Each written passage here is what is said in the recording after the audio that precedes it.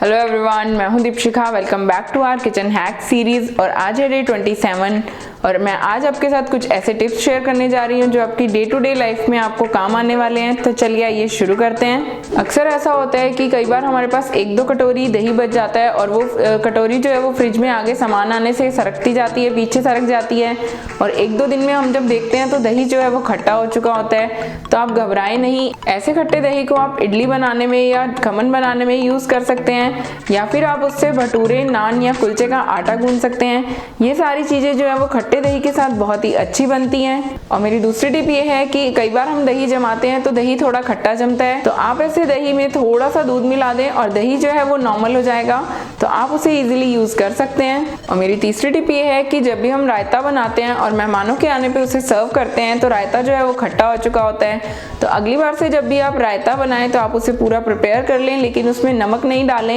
नमक आप उसे तभी डालें जब आप उसे सर्व करने लगे हों।